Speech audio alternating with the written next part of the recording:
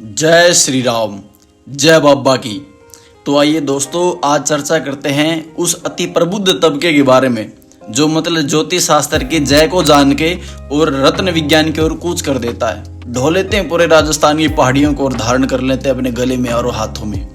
यही नहीं रुकते, उसके बाद वो अपने सगे संबंधियों में जो उनसे दो चार बात कर ले, फिर उनको राय देना शुरू कर देते हैं कि भाई अच्छा तेरा मन नहीं लग रहा भाई, तू मोती पहन मोती। अच्छा पढ़ाई में मन नहीं लग रहा है, याद भी नहीं हो रहे हैं भाई, तू ऐसे कर पन्ना पहन पन्ना। तो जो ऐसे तबके के लोग होते हैं उनके बारे में आज बात करते हैं, ठीक है। और यहाँ पे तो भलाई होती है भाई उन लोगों की और उन ग्रहों की जो वो रत्न नकली होते हैं पहनने वाले। अगर रत्न असली होने लग जाए तो उसके बाद तो भाई भगवान रक्षा करें।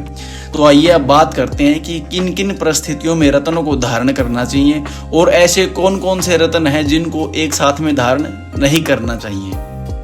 तो आइए वीडियो शुरू करते हैं। कुंडली में 12 भाव होते हैं, तो 12 भाव में से विशेषतः 1, 4, 5, 9, 10 इन भावों के ऊपर बिल्कुल विशेषतः एकदम बारीकी से ध्यान देंगे।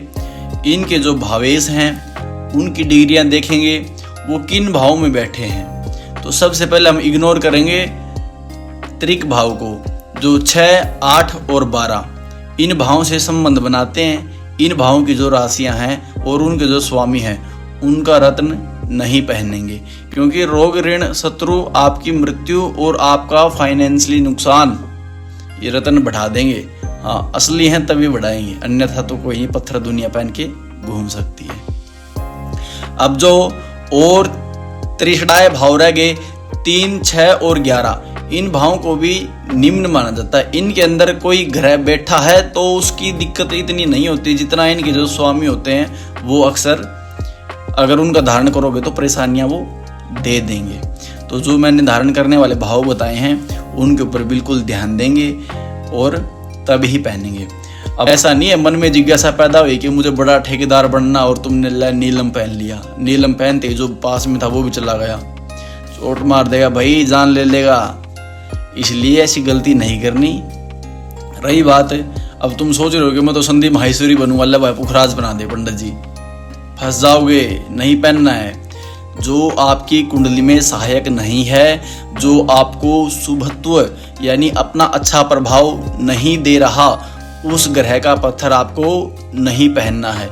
ग्रह का पत्थर उसका पहनना है जो आपको शुभ फल देता है, जो आपकी कुंडली में प्रबल है, मतलब जो पहले से शुभ फल दे रहा हो उसकी ओर अनुकंपा पाने के लिए रत्न धारण किए जाते हैं।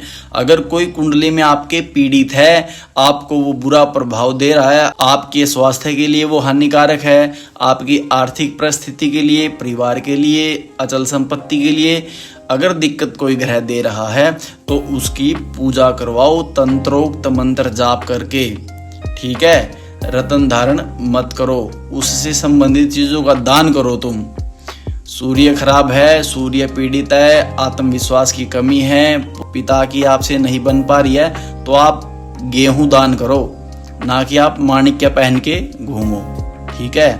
तो ये चीजें ऐसी होती हैं, इसलिए जहां आप जाओगे आपको अलग अलग बातें बताई जाएंगी, तो आप सिर्फ वहीं चलना जो बात हितकर हो, ठीक है।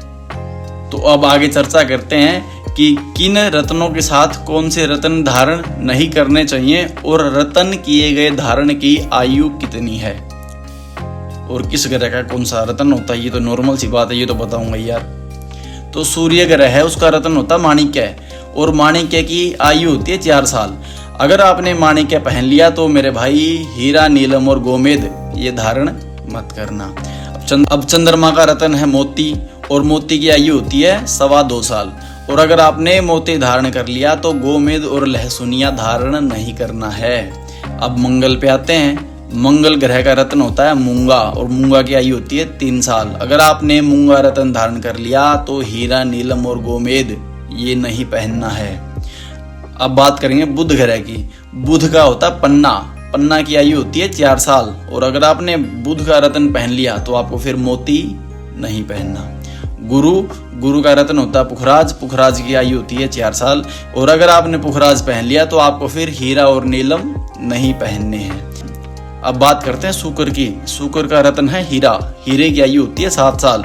अगर आपने हीरा धारण कर लिया तो माणिक्य, मूंगा और पुखराज फिर धारण नहीं करना। अब शनि तो महाराज है। अब शनि का रत्न है नीलम। नीलम की आयु होती है 5 साल। नीलम धारण करके यदि आपने माणिक्य, मूंगा और पुखराज धारण कर लिया तो भाई अपने स्वास्थ्य के आप स्वयं जिम्मेदार हैं। अब आ गया राहु। राहु का होता गोमेद। गोमेद की आयु होती है 3 साल। गोमेद का रत्न धारण किया है तो फिर आपको माणिक्य, मोती और मूंगा इनसे परहेज करना है। अब केतु। केतु का रत्न होता है लहसुनिया। लहसुनिया की आयु होती है 3 साल। अगर आपने लहसुनिया पहन लिया तो मेरे भाई फिर आपको मोती नहीं पहनना है, ठीक है। ये हो गया ग्रहों के रत्न, रत्नों की आयु और वर्जित रत्न, और इन ग्रहों के रत्नों के साथ अन्य वर्जित रत्न जिनको हम धारण नहीं कर सकते, ठीक है। अब किस उंगली में कौन सा रत्न धारण करते हैं ये भी बताते हैं आपको। सबसे पहले होती है तर्जनी उंगली। तर्जनी उंगली के अंदर पुखराज पहन सकते हैं जो कि गुरु का है। उसके बाद होती है हमारी मध्यमा उंगली। मध्यमा में लहसुनिया, गोमेद, हीरा और नीलम ये 4 रत्न धारण कर सकते हैं जो कि राहु, केतु, शुक्र और शनि इनके होते हैं। अब हमारी अनामिका उंगली।